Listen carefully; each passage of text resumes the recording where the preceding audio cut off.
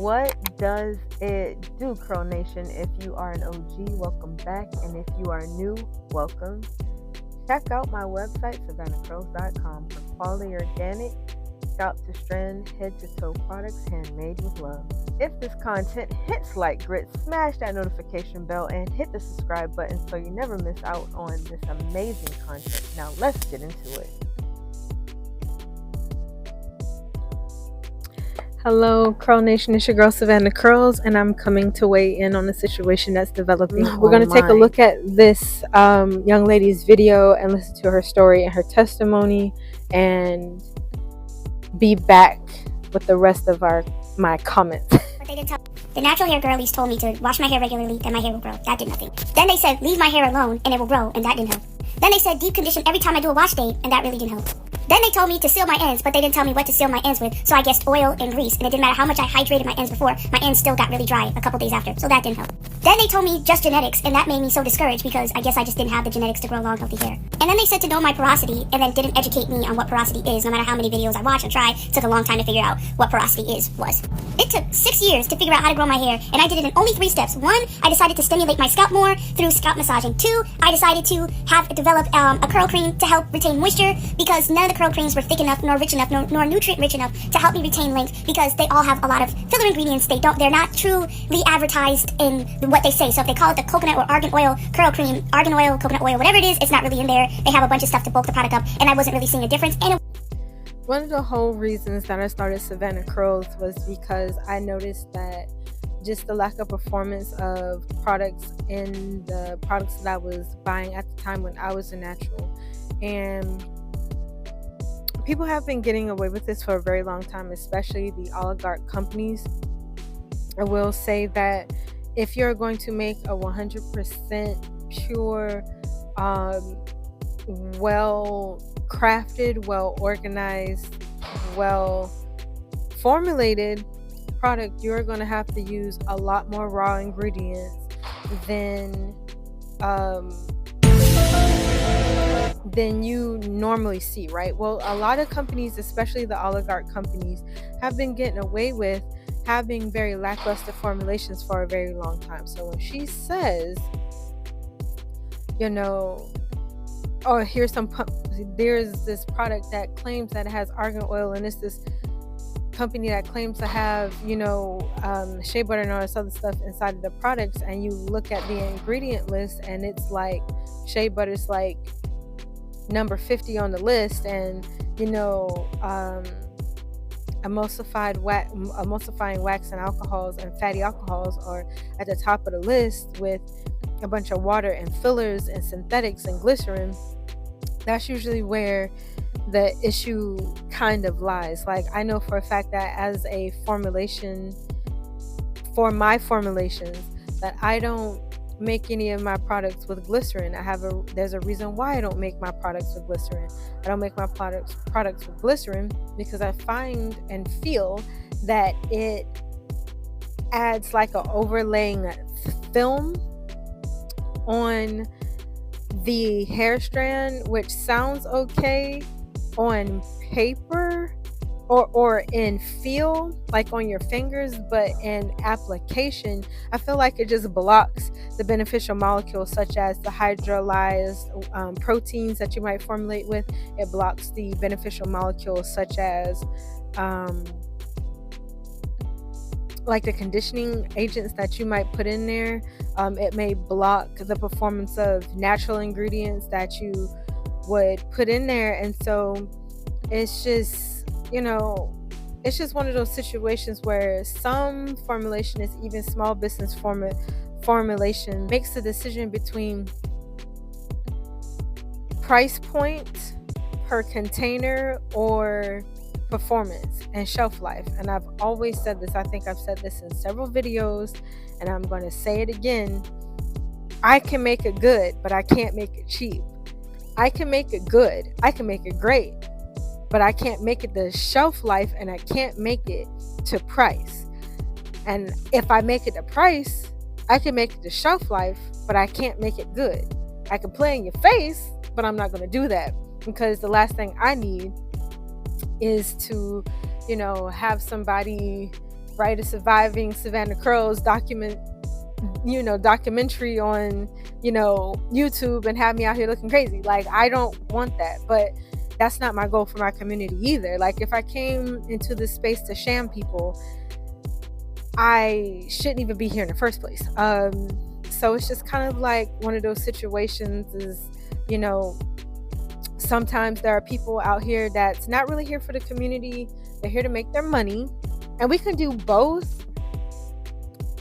But and I'd rather do both, but doing both takes time. Doing both takes building up trust. It takes years. It takes commitment. It takes trial and error, not risk to the customer, of course, but it takes development on my part. It takes a lot. But one thing I haven't done even during the economic times is skimp on the ingredients. It's like, what is the point?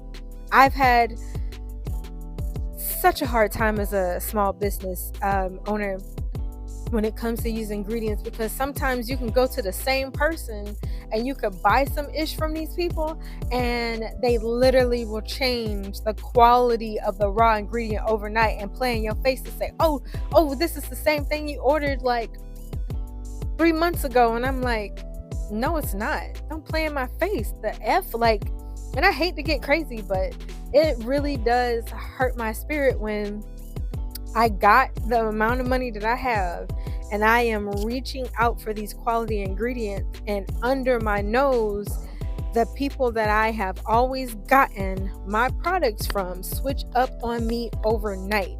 And you need what you need, and you cannot find a replacement that quickly. So then I have to go through the extra step of finding someone who might be selling the same thing, get a small sample size from them, make sure that I study the characteristics and make absolutely certain that this is how this characteristic raw ingredient works. Okay, I have verified its authenticity, and then I commit myself to an actual big batch. That is a lot of money spent. That is a lot of time. That's a lot of lost energy. That's a lot of linguistics. It's so much, especially when you are a one-person show. So I really feel what the good sis is saying about her journey, but I feel like these big companies absolutely know better, and we have to also keep ourselves accountable as well. Like, we want to say that we want the best, right?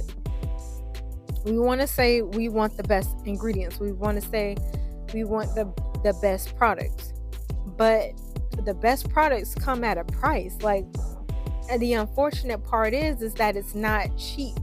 It's not easy. I am not able to get it at the quantity in which maybe L'Oreal is going to get it. So they get like a huge discount if they were to get like several metric tons of a product to make all the products that go around the world. But you can set your watch to the fact that L'Oreal is putting this much shea butter in the formulation. I promise you, sometimes that's exactly what it feels like when you are using some of these products. Like, most of the time they will put shea butter in there at this amount and then put some kind of miracle chemical in there that gives it the slip and the seal and this and that, and on your hands it feels like a miracle, and then you put it in your hair and you're like, well, what the heck did I get into, and what the heck did I just buy? Or, I'll just settle for it. No one likes to settle. I'll just settle for it. And you got a product that you can afford, but you also got a product that doesn't perform. And that happens a lot of the time too. Sometimes you can't get both. I have lots of pressure from folks where they're just like, oh, we want to work with you. We want you to make in bulk. We want to put you here and put you there. And then they're telling me I need these kind of ingredients and this kind of preservative, and I'm looking at the preservative and I'm like, yo, this preservative's been banned in the EU and several other countries in the European Union. Why would I use that? This is the reason why. It's because there's so, it feels so, it feels like there's just no way to win sometimes. And I'm not saying that I'm putting anything on the shelf that's going to expire in your face. That's not what I'm trying to say. But when a person says they want something shelf stable, they're saying they want something that won't expire within the next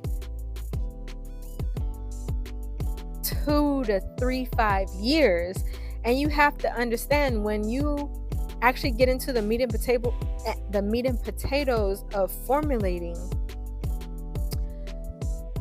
some of this stuff is sitting in a warehouse in the heat for 2-3 years before it's actually sold in some cases. And why would you want it by then? If the product was even worth a hoot before you bought it, before it was made, I guarantee you almost any amount of nutrients that was left in it is gone. So you're already dealing with something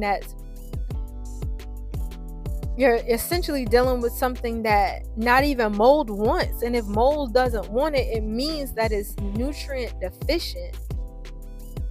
So I can get into it all day long, whatever. But the fact of the matter is that I make,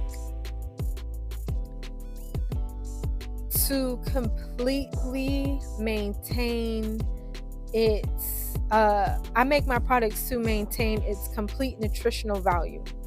My products are rated to expire within a year. I don't sell anything that's over a years old. I usually always sell before the product can expire, anything like that. But I'm pretty sure that my product is stable to 2 years, up to 2 years. But I say 12 years out of respect for my community. But, the good sis definitely has a point. She's speaking valid facts and everything like that. Good on her for starting her own business. I wish this sister luck in all of her endeavors. There was a young lady who talked about her experience with her hair care journey, and it's kind of similar to mine.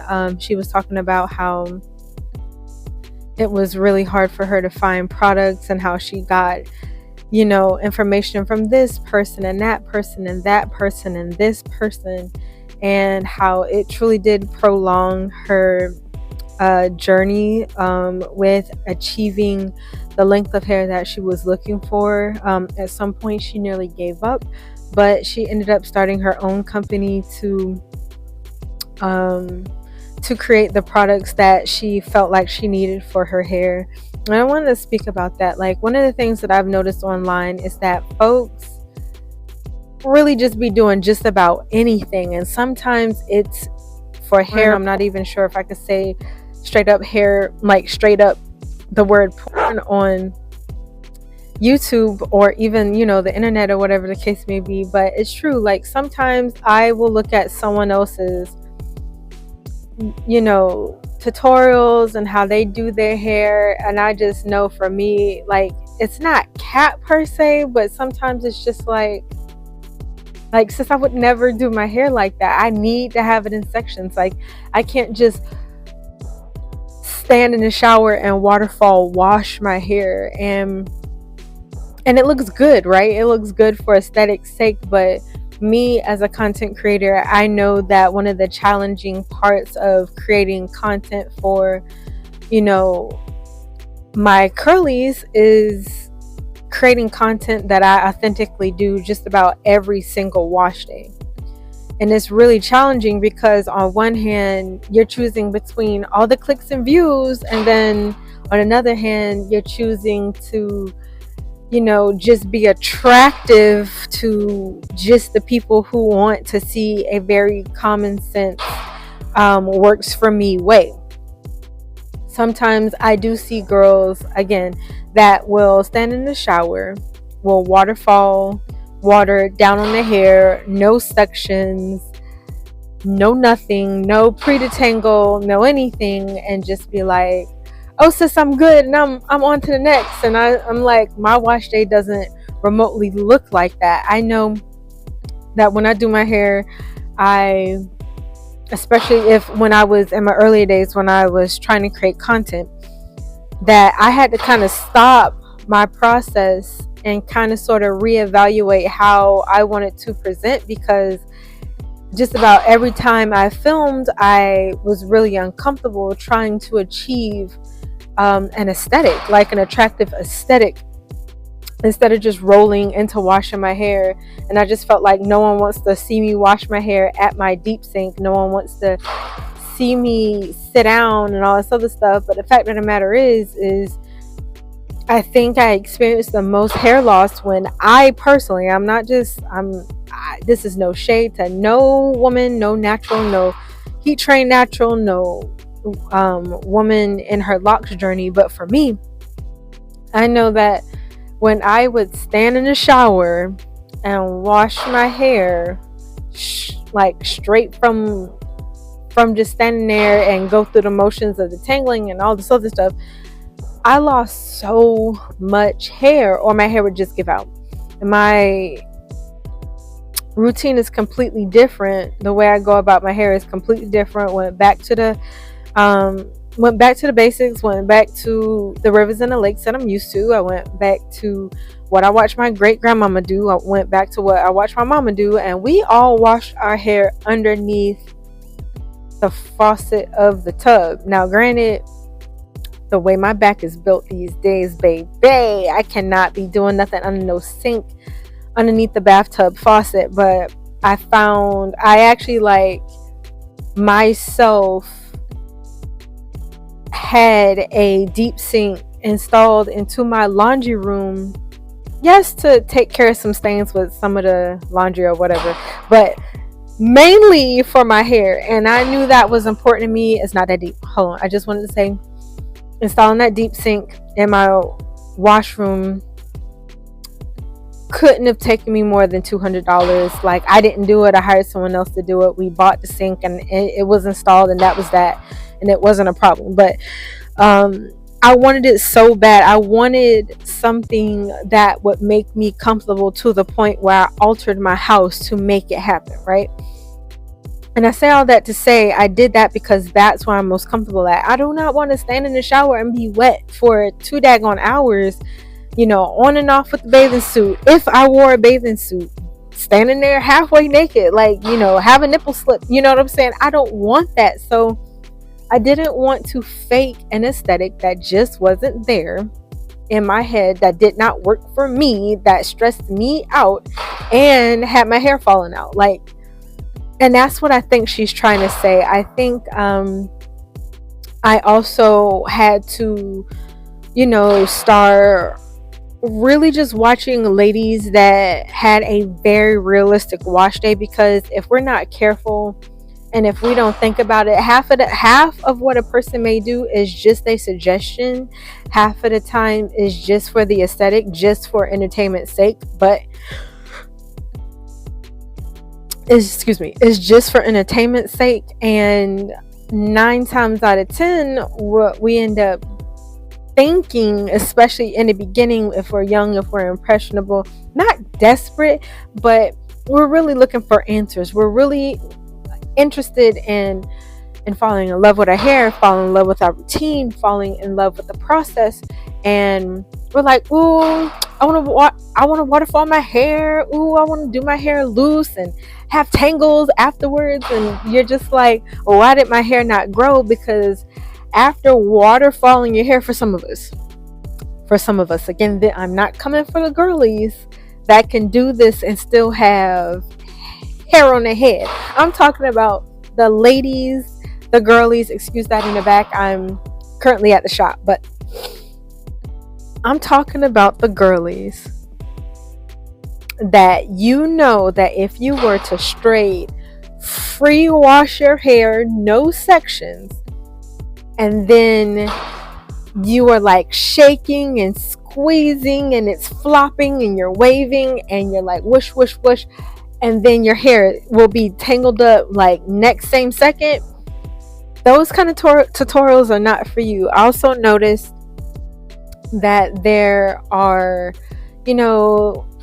some people who don't necessarily apply the deep conditioner section, so it's like a glob and they just like will put it on like this and all this other stuff. Again, it looks great on video, but in all honesty, for me, that deep conditioner ain't about to go nowhere past go. I know I can't do it. I know that I would end up using 10 times more product than I wanted to, just to try to achieve the amount of, even distribution that it calls for. So I say, for the most part, what I inspire most women moving forward to do naturals, whether they're heat trained naturals, whether they're my locked sisters, whether or not they are regular naturals, I definitely suggest just taking your time and looking at someone else's video to see if you can apply it. If it doesn't work, if you're losing a lot of hair trying that technique is not for you. I'm a firm believer in listening to my hair every wash day. And by listening, I mean truly observing, even if it's like taking notes at sometimes, observing the amount of hair fall, paying attention to how well your hair does from week to week, from situation to situation, season to season, technique to technique, style to style, and seeing what applies. I love my heat train naturals. You ladies are definitely a part of the community. You all definitely deserve a space and a voice to be heard, and you shouldn't be left out of the conversation, right? But I absolutely know I have to live vicariously. If I wanted to have straight hair, baby, I got to get me a whole wig that's straight, that matches my eyebrows or something like that, because I know that the process of trying to get my hair straight like that and fighting these elements and then figuring out which products will work and keep my hair from reversion is just a step that not only would I feel like it would be just, I've already seen my hair fall out like glass when it comes to flattening my hair. Most of the time it's never worth it. Most of the time I lose a lot of hair trying to do it. Most of the time for me it's not worth it because my hair reverts so much. And maybe, just maybe, if I found the right stylist and they had the patience and they flattened my hair and all this other stuff, it could work. But for the most part, for me, I'm at a point in my life where I don't even think that straight hair looks good on me. I wouldn't know what to do with it. I don't even like stuff in my face. I don't like it rubbing up on my clothes. So for me, it's just it's a miss. It's nothing that I miss. But if I ever get the itch to have straight hair in the future, I will be most likely to try a lace front wig, and that's just where I'm at, right? Well, sometimes we don't listen to our hair as much as we should, and it could really set us back. And I really think that the moral of the story is that we try, and this may shoot me in the foot, because of course I'm here to create content. Of course, I need views and everything like that. But I think it really is best to try as much as we can by ourselves. We listen to our hair. We try to work with our curl pattern instead of against our curl pattern, and try to really have a relationship with our hair. And if we want to try something new, then we get inspiration from another curly girly that might have similar hair, maybe have similar texture, or may have a similar experience or curl pattern with their hair, and then we try to work with them. I noticed that a lot of the time in the hair care community, we will follow girlies that do not have a similar hair pattern or experience, and then we're watching their content to see if they're doing something different so that we can get a curl pattern similar to theirs. That might, you know, that may feel a little heartbreaking to hear, but sometimes we will watch someone else's content to covet the hair that they have. So I found myself in the beginning of my wash day journey as a person who was watching a lot of 3B, a lot of 2B content, while having a combination of 4C, 3C, 2, let me see, I'm sorry, 4, 1, 4, 2, excuse me, oh my god, 4A, 4B, and 4C hair combination. And so I'm like, okay, well, what am I doing wrong? And why doesn't my hair look like hers? And all this other stuff. And this was during the time where we didn't even know that it was based off of curl pattern. We're thinking that, oh, it's just this technique that they're using. And if I use the exact same thing that they use, I can get the same results. And that was not the case. It was way further into my journey that I realized that I just wasn't getting the results, the length, or any of that I was looking for. And I had to slow down and really ask myself, okay, well, what am I doing wrong, and what worked for me, what didn't? Throughout my journey, I found that detangling my hair the conventional way doesn't matter what magical wand brush comes out this year, next week, 2 months, 6 months from now. Whatever that brush is, I can't use it conventionally. I find that, or it's just been my unprofessional but scientific observation, that if my hair is put along the most straightened path, meaning that I blow out my hair, not straighten it, not with a hot comb or with a heating element, I'm talking about if I were to use like something like the Revair or a regular hair blow dryer, and I were to put my hair in a stretched, blown out state, and then detangle, is the only time I'm not going to experience like a huge amount of hair loss when it comes to brushing. But other than that, I feel like I lose a lot of hair compared to my constituents. Like, for example, Natural 85 can take a brush and just be like bam, and I don't know if she shows like hairballs anymore, but her hairballs or her hair loss don't look like nothing. I can watch Mono's hair and she straights black with the brush. She's not rough, she's not whatever, but she will start straight at the roots and go right to the tip. And for a while, I was following her content, knowing that half the time this woman was I would like to say that Mono's hair is like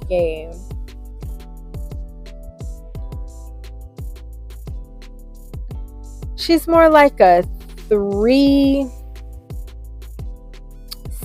natural, like a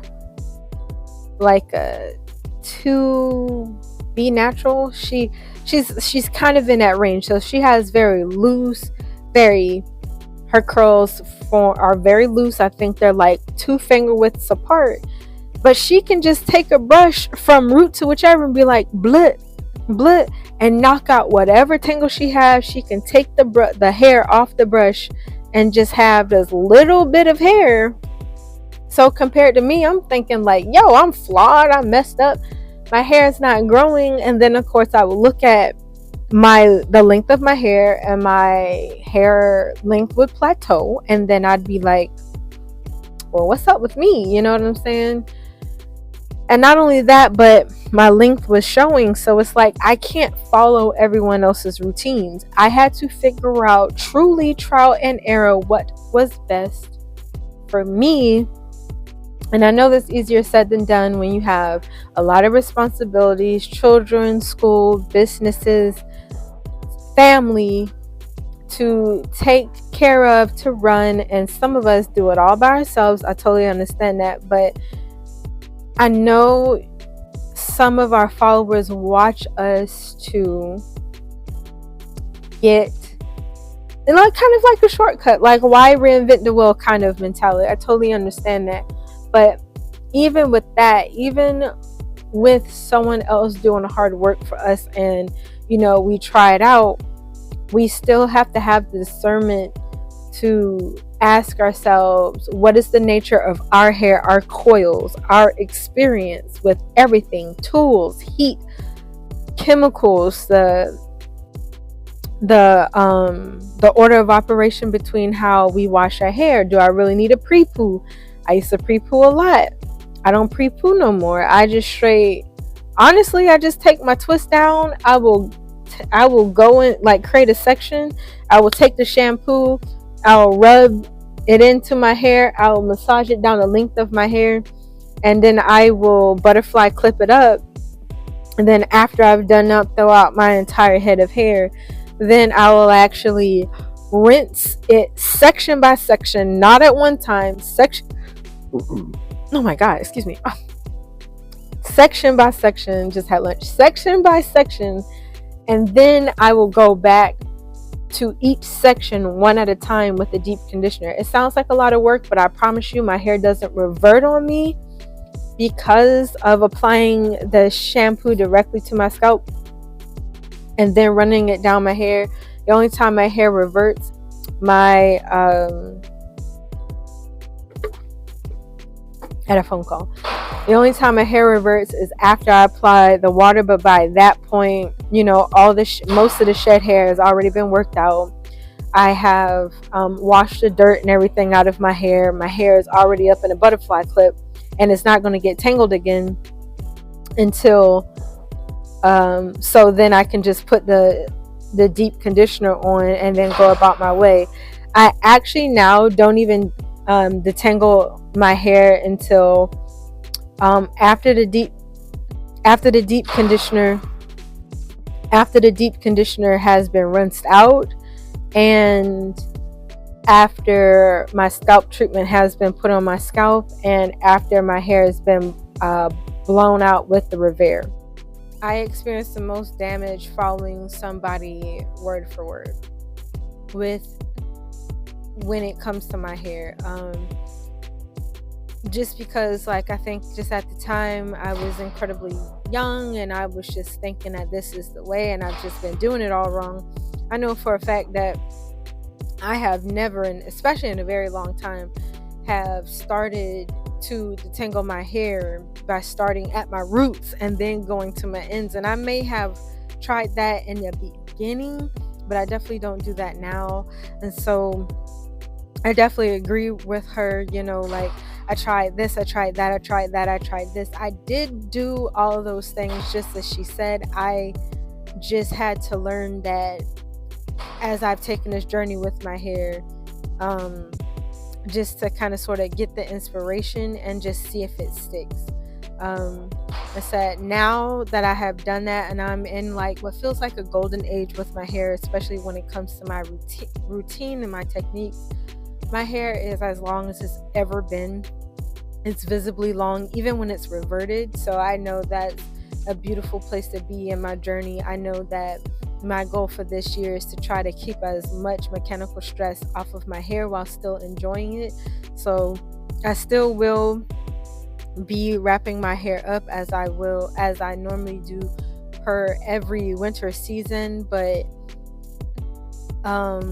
I just don't think I'm going to be doing like the dookie braids and everything like that I used to, because I still have to feel good about myself. I wish us all luck in this space.